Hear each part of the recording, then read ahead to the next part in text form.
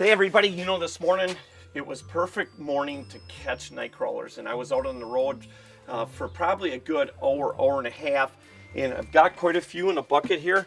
Now, one thing you got to remember when you're catching them like this, it's a lot easier on your back when you're picking up, 3, 4, 5, 10 sometimes at a time.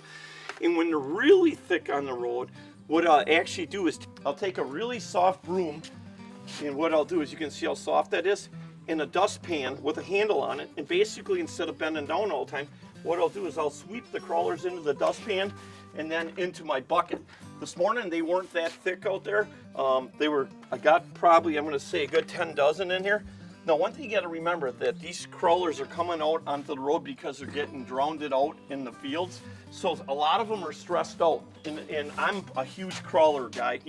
When I was knee-high to a grasshopper, I sold nightcrawlers, sold worms, sold hellgrammites, and I hate buying crawlers, especially nowadays because they're so expensive. So what I do is try to catch as many as I can, and like I said, there's usually anywhere from 3 to 4 times this time of year where we get these good rains, it's warm enough, these crawlers get pushed out of the ground, and you can collect a ton of them. But the key is, you got to keep them alive. And here's what I do. I basically, there's 2 different types of bedding I have. We have the bust bedding, which is a great bedding. We have the magic worm bedding, which is also great. I kind of mix them together. And here's the other thing, make sure that you have worm food. And that's a big thing, because you got to remember, now these crawlers again are stressed out, so you kind of got to rejuvenate them for sure. And this is what I do. I'm going to use the magic bedding here. So what I do, put my bedding down in there like this. Okay, now I'm going to add water, just about like that. And then what I'll do is I'll take my hand. No, I don't need a hand, Brandy. Okay, mix it all up.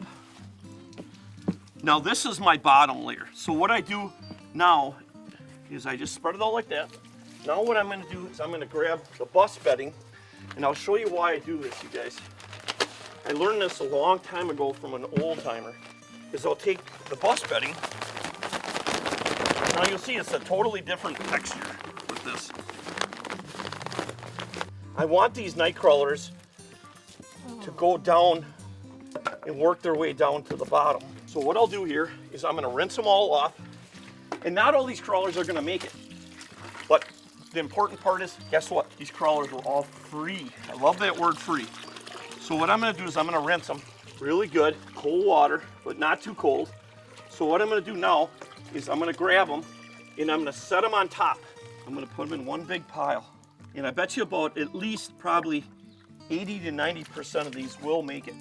The key is, the reason I don't want to put them in there and mix them all up, because the ones that aren't going to make it are going to lay on top. Again, the key is to this is, again, letting these crawlers, and don't feed them anything for at least a couple days. You want to make sure that you get all the dead crawlers out of there, anything that's stressed out.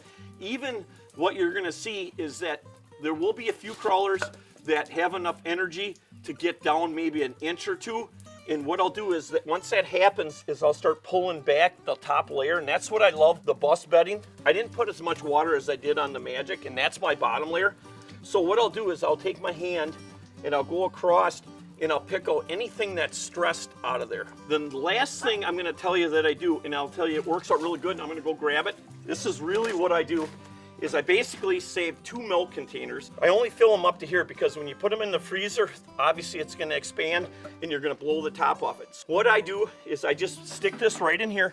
The main thing is, if there's any crawlers up on top, do not set a frozen bottle in there. What I will do is just rinse it off real quick, and I don't set it in the middle. I just set it in the corner, and what you'll see is, again, these crawlers, once it gets too warm, they'll gravitate to that one area like that. After 2 or 3 days here, what I'm going to do is I'm going to take magic worm food right here, and basically what I do is don't work this into the bedding. All you got to do, you guys, is just sprinkle it on there. I'm not going to do it right now. Just sprinkle it on there all over, and what's going to happen is the worms, the crawlers, are going to come up and they're going to feed on it, and then they'll go back down. But again, the key is do not work it into everything. Let them crawlers come up to the top. So again, feeding them good and making sure you just have your bottom layer nice and damp. So That's perfect. Hey, everybody, thanks again for joining us. What a great way to get kids involved. Go get them out and catch some night crawlers. You know what? Save yourself some money. The more you get your kids involved in little things like this, the more they're going to want to fish. There's no doubt about it. Hey, I'm Larry Smith, and remember, like I always say, it's a great day to be alive.